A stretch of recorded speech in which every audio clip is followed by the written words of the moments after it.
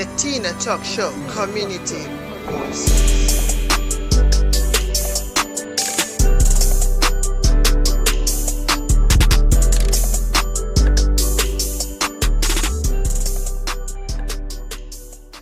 Hello, this is Tinatalks show. It's me, your host, Ada Nwachukwu. Today I have my special guest with me, CKAmore.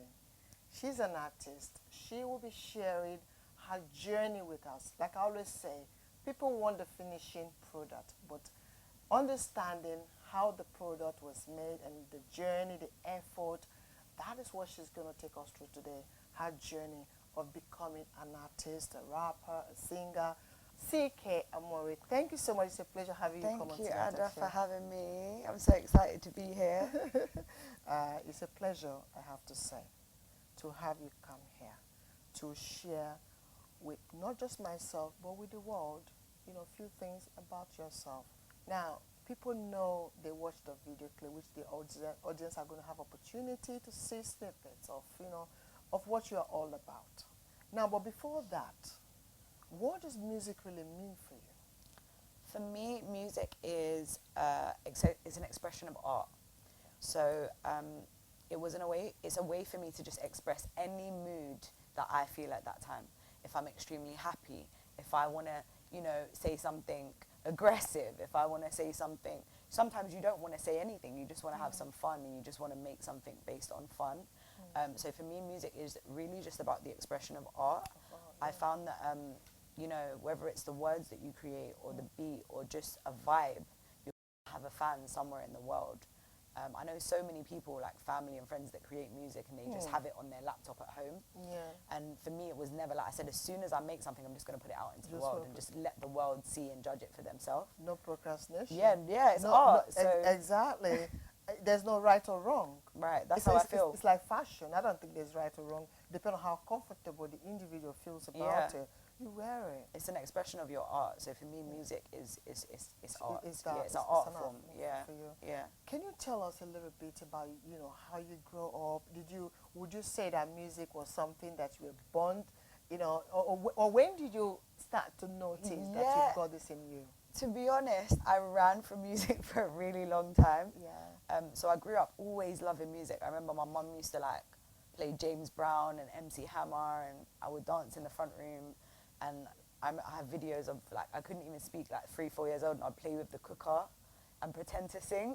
Seriously? So it's almost like I was in the studio, trying to imaginary studio. Yeah, imaginary studio. Amazing. So I always had that kind of love for music, and when I was younger, I was always in competitions, and I did choir, and from the age of about 11 to 15, I joined a choir called I Can. Okay. And we sang, we did gospel, but it was just kind of anything that made you feel good, we could sing about it. Yeah. And we actually performed for Nelson Mandela and Desmond Tutu. Seriously? And I was 13, 14 years old. So would you say that was like a light bulb for you?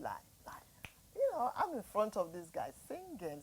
For me, in school, back in those days, I always just thought I'm going to be a star.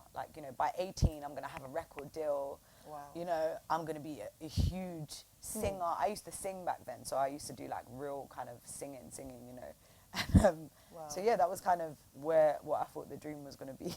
And it sounds, it was born out of passion.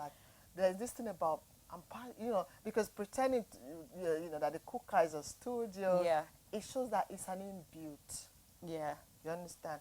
See, the reason why I was interested to ask this question, or the reason why I'm interested is because, some study it. Some study music and they go into it, and some is it just come naturally. Well, for me, I actually never after going through school, I was always quite popular in school because I was good at music and I was good at dancing and I was a pretty kid and I was mixed and I didn't fit into any box. I always felt like I couldn't find a home at school because, I couldn't hang out with the Indian girls because the Indian girls thought I was Black Caribbean. I couldn't hang out with the Caribbean girls because the Caribbean girls thought I was Indian. I couldn't hang out with the African girls good that you say. I didn't have any group to fit in, so I was always kind of on my own walking around. So I got quite badly although I was popular, I got really badly bullied because it was kind of like, you know, oh, you know, she thinks she's this, and because she has nice hair, you know, and it's like, well, I was never really that person, but you don't assume that of me because I wasn't your race at the time to hang out with you or something like that. So I kind of went through a struggle of confidence at school of, I have all these amazing talents, but everyone stares at me and assumes these talents on me. So it kind of makes you run away from them. It kind of makes you think, oh, I don't want all of this. I don't want everyone to look at me. I don't want all the attention. So yeah, it was kind of, I wasn't quite sure what I wanted to do. And then when I was 15, I actually got stabbed, which I speak about in Woke Up. Your music. Yeah, I actually speak about it in Woke Up. And Wow. and when that happened, that was tough. I was 15, I was on the way to school, and it was just kind of happened to be in the wrong place at the wrong time. Oh no. So after that, it really affected my confidence. Yeah. You know, you're 15, Anxiety, 16 fear, scared. you start to experience all these emotions that you would never experience before at such a young age. So I just didn't have the confidence anymore, and crowds were, you know, any type of crowd, any type of over 10 people, I just didn't want to be in. I didn't want to be in the environment. So growing up, it was kind of like, how would I cope being in music? How would I cope with all these talents that I've had and have this anxiety now? So at 15, I basically just gave up. One of my cousin at the time, who I have a tattoo here, he got murdered as well. So around that time in our area, we're from South London, the gang violence was really big. So I said, you know, I, as a person, I didn't have the thick skin to take it. I was like, I know I'm too emotional. I get too depressed. I've been through so many things already at 15, 16. I was kind of at a state of depression, but didn't know what it was at that age. I know. Yeah. So at that time, I didn't want to work on, you know, you don't believe that you can create or be something. With all those emotions. With all those emotions, you know, it's so unstable. You know, your family are like, what are you going to study at college? You know, all that kind of stuff. But you think it's something else. And you're thinking, oh, I'm going to be a singer, you know. Yeah. It's like, it's not very realistic. So I just forgot about it. Always put it to the back of my mind, and then in college, I went on to college and I studied like events management and fashion. I always wanted to be in art still. I always wanted to be a part of creating something. Exactly. And so yeah, I mean, early 20s, like 19, 20, I did a few internships at like record labels. So I was a PA. Wow. So it was so much fun. And and that's where I kind of realized I love this. I love the music industry. I love creating. I just love, like, that's why I call myself creative director, because now I'm in a position where it's like, you know, those artists back then, they would be like, oh, what should I wear to perform? And I'll help them choose something to wear, or, you know, was involved in, you know, setting up.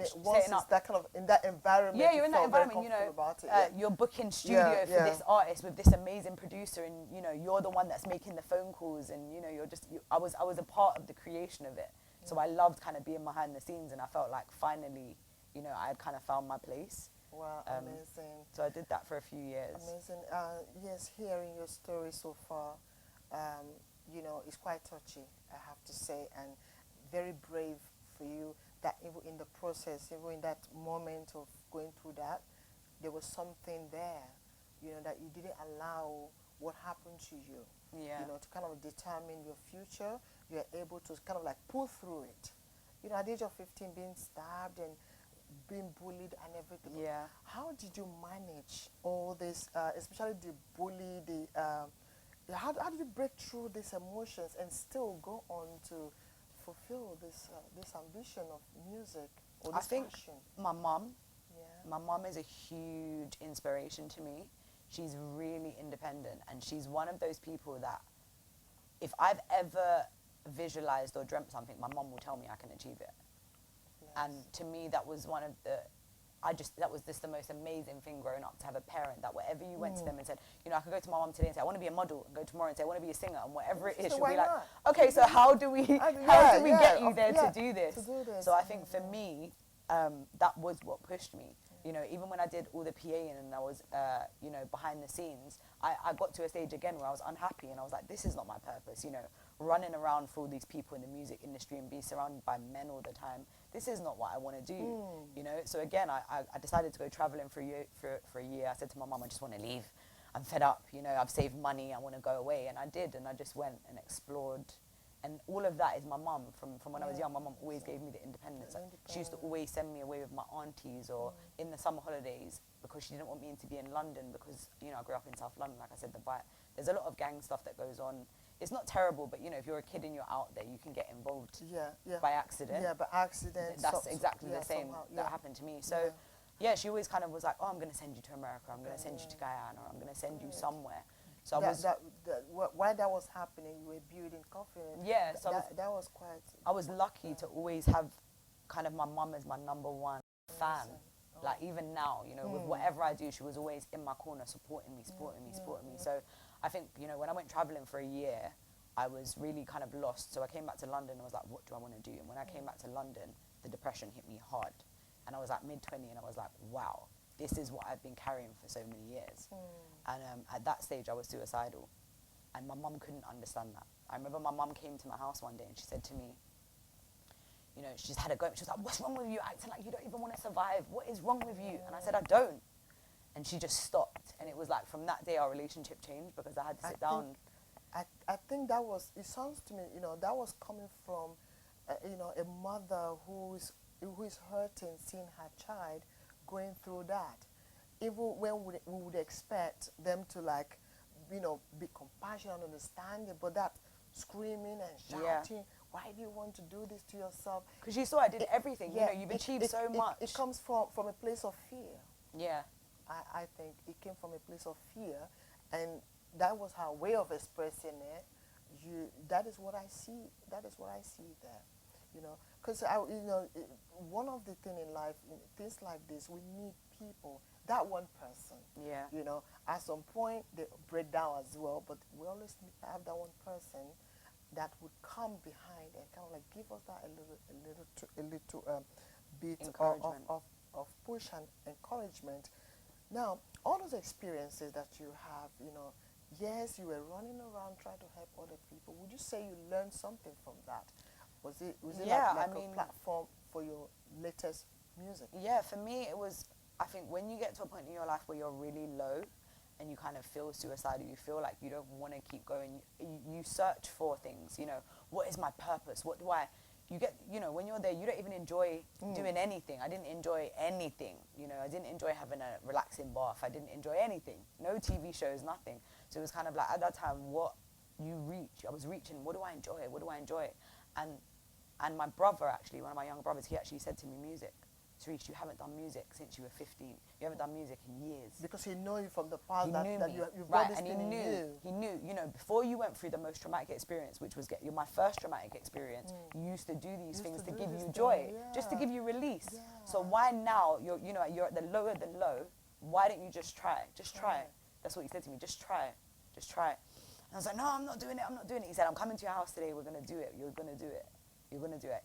And that, like I said, that day I was extremely suicidal. I had bought rat poisoning that day. That's what pushed him to come to my house. I was extremely suicidal, extremely suicidal. And he came to my house that day, and we literally sat on the sofa until 4 o'clock in the morning. And he said to me, what is your favorite song right now? And at the time, it was a Beyonce song called Flawless. And there's a poem in it when a lady's speaking it. She says, you know, women are beautiful beings, and, you know, women are powerful. So it was my favorite song. And there's a line in the song where she says, I woke up like this. I woke up like this. So it just stuck with me. So I was just like, I love that line. I love that line. It's fresh, you know. It made me feel, at that time, you know, being so low, it was just kind of like a fresh feeling. I woke up like this. I woke up fresh. I just woke up. I woke up. So it was kind of, so he said to me, all right, we're going to use that. Just keep saying it. I woke up like this. Keep saying it. And we just went through beat after beat after beat, and that's how the song was birthed. Audience, I would like you to take a look at this amazing, you know, snippets of the track. I woke up like this. I woke up like this. I woke up like this. Woke up looking just like this. Woke up like a diva. Woke up smoking no sativa. 100 missed calls on my ringer. I'm that bitch, no, I'm that nigga. I woke up like this, ooh. Woke up like this, woke up like this. Woke up looking just like this. Woke up like a diva. Woke up smoking no sativa. 100 missed calls on my ringer. I'm that bitch, no, I'm that nigga. Smoking on flavors, I woke up the neighbors. Ooh, loud. I'm also contagious. They getting all so complacent. Ew.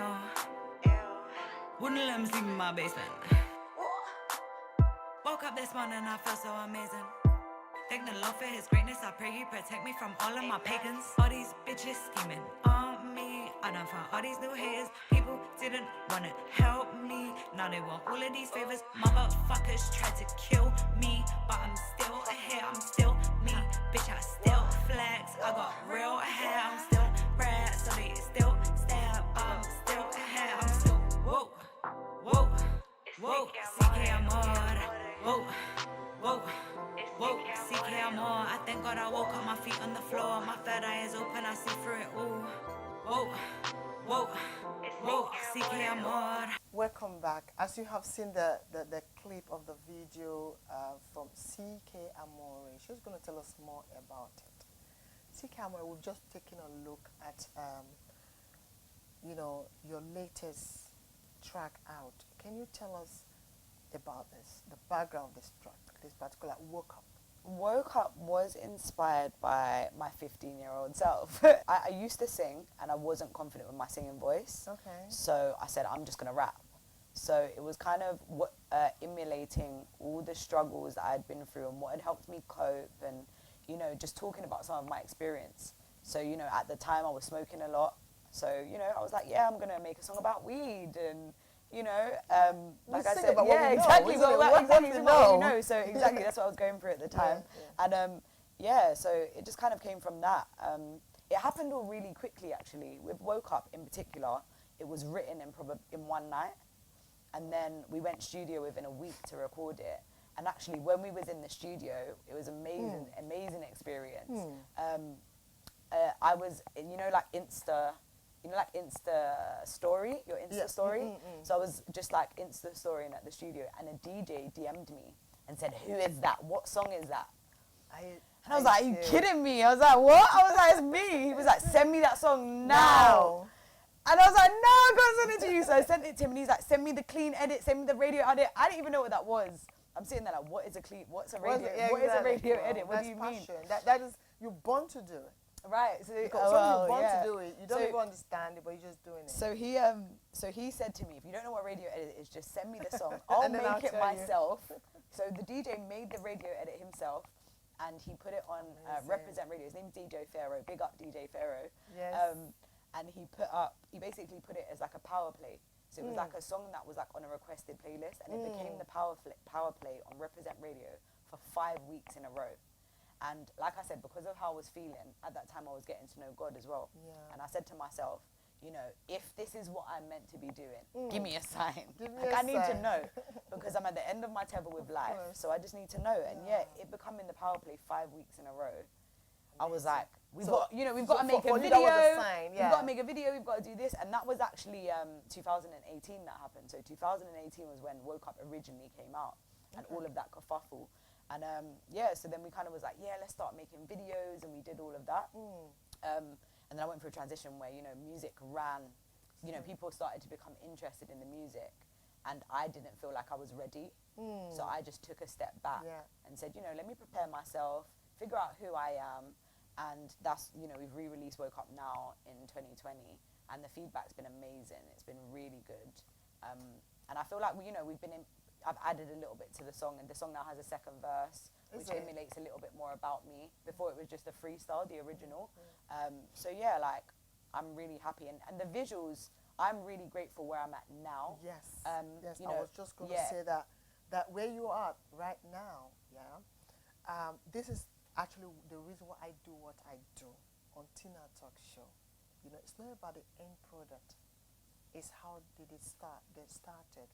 Now, you mentioned few journey, few struggles, few things that happened to you. Maybe some would have been like an obstacle. Yeah. But you break through them all. But one that stood out the most for me, because once we come to that point in our lives where we are unable to go forward because we can't see past what we are going through, that means it's like it's the end, So what happened? How did you come to that point where that feeling of suicidal, how did you deal with that? I think once you, I actually think once you've experienced suicide or that feeling of unworthiness, it can come back at any point. That is the first thing I will say. Okay. It is extremely scary. So anyone It can come back. it can come, because it's like if something triggers you, you might get that feeling. But what keeps you going is creating your worth. I think if someone gets to a point, your worth. creating your worth. If someone gets to a point of suicide, you've got to a point where you don't like who you are, you don't like your life. So I would say for anyone in feeling like that, or gets overwhelming feelings like that, for me, I had to start looking at me. What do I love to do? What makes me feel good? Yeah. And when I started to create, when I made Woke Up and I shot that music video, and all the joy that I felt in that moment of that music video made me realize, this is giving me life. This is giving me life. This is giving me something. It's giving me essence to be alive. Yeah. To wake up in the morning. To wake literally so it's about every looking day. for something. Search for something that you're passionate about, because it's there around us. And what I would say is, for me, it was fear. I think when you're being at that low point, you kind of lose the fear factor because you're not afraid anymore. Yeah. So I said to myself, if I'm not afraid not to be here, anything I've been afraid to achieve in my life, I'm going to focus, I'm going to hit it head on. I loved music my whole life. Like I said, I've been running from it since I was a baby. I'm going to make it, that means I have to do this. Anything I was afraid of doing, I said, I'm going to do that. And I've done it. Not everyone have that skill, or that insight, that vision to see that anything I'm afraid of, that is what I'm going to chase. Yeah, well, that's what I felt was going to keep me going. And give me the life. Yeah. And it certainly have. Because sometimes, people, we tend to find, do things that makes us where we find comfortable. We don't want to face the demon, if you like, or we don't want to face those difficult situations. But actually, most of the answers, I tell you, lies in that stumbling block, or that block that is there. That is where the answer is. I would say now that I've gone outside of my comfort zone, I understand the state of you find comfort outside of your comfort zone. I am so comfortable being CKAmore, the unapologetic young lady that makes the music that I make right now. Stepping into all the being scared of going to the studio. I recorded the song line by line. Even on the song, I speak about, I swear I use profound language. I talk about God, but, at the other side, I talk about weed. So, it's very contradicting. Because that was where you were. So it's very contradicting. So for me, it was very much I did think, oh my God, what were people going to think, blah, blah, blah. But like I said, I went to my mum and I said, Mum, this is my journey, this is what I want to do. Yeah. This is what I'm doing. And I think she was just so happy that a new lease of life. I'm doing something. So for me, it was, again, as long as my mum didn't judge me, I was fine. I was fine. Exactly. And again, at that time, I had just started to build a relationship with God. So I was kind of like, I'm not going to, all of this is experience. Everything I'm saying, someone is going to be able to attach with it. Someone's going to be able to be like, yeah, I get what she, I get it. Exactly, so that's what keeps me going. Exactly. You know what I love about Woke Up is, it demonstrates where you've been. And somebody may be watching right now, they see you now, they want to be you. So they will think, oh, she had it all rosy, she had it all good going. But when they hear your story now, what? Did she go through life? I want to get to the point where she is now. I want to find myself. Now you've just told them that what can, help you go through that or break through that is about you discovering, finding out what is that makes me happy. You understand? There's more to life. There had to be more to life than what I'm going through here. And you've just shared it with us. It's such an amazing. Now, on this journey, let us look at the sweet parts now. Have you come up with, have you come across like a famous, popular, I think you mentioned... I've met a lot of famous people, but not as CKAmore. That's what's quite funny. So, yeah, I've come... Was it when you were working with other artists? Yeah, I've met Jay-Z.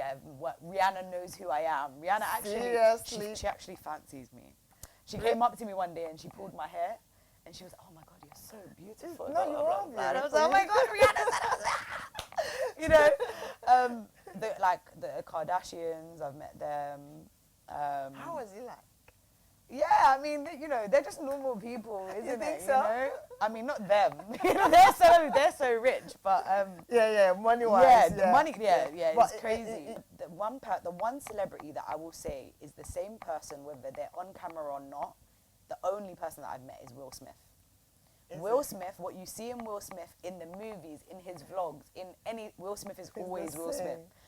Very jovial. Yes. I find it very jovial, in and out. He's everywhere. lovely. He's amazing, and he's a bundle of joy. Any room he any room he goes in, he is exactly the same person everywhere. Because I did some extra work, so I was in the new Aladdin as an extra, and he was the genie. So we was on set with him, and he just made us laugh all day. And even when the cameras turned off, he was still him. Yeah. Well, I had a moment like that, actually. I will say this. You know Rick Ross, the rapper? Yeah. So I had a day, again, where I was like, I'm giving up music. I give up. You know, you just you don't believe in yourself. Everyone has those days where you just you don't believe in yourself. I don't think I can do this. And you just want to give up. Yeah. And the actual day that I did that, I switched off my phone for 3 hours. I went back to my phone and I posted a picture, right? And Rick Ross commented under the photo and he called me the Hood Sade. And Sade has always been one of my idols. She's so amazing. Honestly, now that you said it. Right, he said you're the hood version of Sade. Sade. Yeah. Yeah, the Yoruba mix. And I said, that's okay, now I can never give up because, you know, Rick Ross just said you are the Hood Sade. Yeah. It has been amazing journey so far with CKAmore. When I see it as a legacy, passing on what we've learned in the process of time, in the process in our journey. Whatever we say will touch someone. You can never know who is watching right now, what it's going to do to somebody. So, you know, I'll continue to say it's actually a pleasure. Now, looking at music, what inspires you to write? You know that there are some people, they sing but they don't write. So you are a singer, you are a writer. What inspires you to write? For me, I would say the mood. The mood. The mood. It has to be the mood. And I think some writers have a specific message with me. I just like to have fun. So when I hear a beat, whatever comes to mind at that time is what I will write about. That is literally how it comes for me. And like I said, because I see music as art, there might be songs that have a specific message that I want to convey. And I'll write it at home, but because I see music as art, like an orchestra, you know, you have the producer that makes the beat, you have the writer, you have the vocalist, you have the engineer, who, you know, all of that. So, like my brother, he's someone that I will call on and say, do you want to write with me and help me, and, you know, I have a few friends that will say, you know, do you want to help me? Yeah. So for me, I see music as an orchestrated process, like an artistic process. So, like I said, some of the songs will come, you know, straight from here and straight from here. And some of the songs, I might just have an idea at home. About it, yeah. You know, I might have an idea of a song, and like I said, I'll write a few words, and maybe I'll sit with someone who I like the way they think, or I like the way that they write. So I say, what do you think of this? You know, maybe we should do this together. You know, and you know, me and my brother have been able to create songs that are together. We've sat down and we've written songs together, but it's all my voice. You know, and that gives me more joy as an artist, because a lot of artists are very selfish. Like, I write all my own stuff. I only want all my own music. But to me, it's art again. It's art again. So I feel being creative. Right. So when I'm up there doing, you know, a song maybe that he's written 50% of it, I feel so much joy. I'm like, I'm able to express something that I've created with someone. You know, it's me there, but there's been 5 or 6 people in the process of it. Exactly. Which is it takes you know, like they say, you know, a tree cannot make a forest, so it takes the whole people to make it work. You know, it's that's really nice that you kind of like reference them in what you're doing. That you are aware of their importance. Yeah. Well, that's how I say. Like for me, you know, when I look at the really well-established artists, they do that. You know, someone like Beyonce, people like that, they allow people to write songs. You know, they'll hear a song and say, oh yeah, I like that song, I like that song. So for me, if there's anyone out there in the world that likes my voice or likes my style, and they think, oh, I can't do that song, but she can, I would be open, you know, for them to send me a song and, you know, see if we like. I've got songs that say, oh, I can't say this, but maybe Cardi B can say this, you know, or maybe, you know, Sade can sing this, but I can't sing this. So yeah. It goes with the mood. Yeah. Again, goes with the mood. Amazing. Have you started to go on tour? Started doing showcases. Okay. So my dream would be to be on tour by the end of this year. I really would love to. And I hope I would pray love that to. happen. I have an amazing team now. Do you have plans on how it's going to work or how it works? Do you have an idea? Well, where I'm at now, I'm really grateful. So Yeah. what I will say on the journey to any artist is tell people about what you're doing, and anyone that you can see around you that is invested in your journey, bring them involved. You know, right now I have an amazing team. I have 2 females that I work with that empower me every day, and they are a part of CKAmore. They are CKAmore. So it's not just the person that is sitting on this sofa right now. They are. And, you know, they inspire me to kind of keep going every day. And, you know, that is what helps you create a plan. Yes. That is what helps you. Exactly. That's what makes you have a vision. And yes, exactly. You may have the vision, you know, because you can see with your eyes, but you can't see with other people's eyes. Yeah. You can be the one. You may be the one to you know, that saw the vision, but it takes a lot of people. Yeah. So now we're in a position to where actually bring that vision. So I'm lucky. So now, you know, I have 2 females that with me all the time. One of my friends is really, you know, one of them is my videographer. So at the moment we're trying to release a video every single month, keep it very natural to who I am and very original. So, and then hopefully, you know, we might do a little step out to the US, because I feel like they'll really appreciate the sound in the summer. Sound there. So we'll see. I'm really hope, you know, I pray by the end of this year we can be on a small tour. It would be lovely. Yeah, exactly. You know, you have people who you can do this with. It's about, you know, collaboration, ideas. That's why business is called company. You know, company of other people. That is what makes you know, whatever it is. Yeah. You know, company. You know, you know what I mean.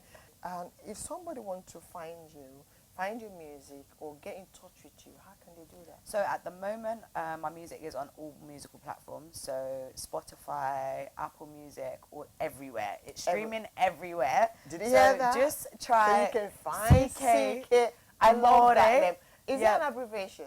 It is. So it's actually it's my first name, my second name, and my surname. Okay. So, and I also have social media. So my Twitter my Twitter and my Instagram is it's CKAmore. So that's CKAMORE. It's CKAmore. Maybe somebody's watching right now and they want to do what you're doing now, or be able to break through and become an artist as well. What advice will you give to them? I would say put your music out to the world. Put your music out to the world. Honestly, no matter how small, because no matter how small, you know, or like how I said, insignificant it is. Like I said, I know so many people that create music and it sits on their laptop. And all I did was Insta story my studio session, and look, a DJ straight away just was, I want your song, you know? SoundCloud. You never know who is listening. You know, there's free platforms out there. There's SoundCloud, you know, even Instagram right now. There's so many artists that are being signed from just doing an Insta video, singing live, you know? I would just encourage people, just really create your music. And even if you don't think it's good enough, there is someone out there that thinks the music is good enough, always. You know, in as much as we want people and we need people around us, but the first person that is enough is yourself. Yeah. You know, it's a pleasure. It's a pleasure to have you come on Tinatalks show. Honestly, I've been empowered. I've been strengthened by listening to your story. I'm sure I'm going to go back and listen, pick so many things from there. And audience, I don't know about you, but I have learned so much today, and I hope that one or two, word that she has said or that her story has resonated with you. Life is about challenge. Life happens, and whatever happens in our lives is how we are able to break through it. For me, I have learned there's so many ways you can break through. Follow her on Instagram. You can text her. You can send her messages. How did she do it? And I'm sure she will be very pleased to support you. Audience, thank you so much. Until next time, your host, Ada Nwachukwu on Tinatalks show. And bye for now. My supervillain. Ooh, yeah.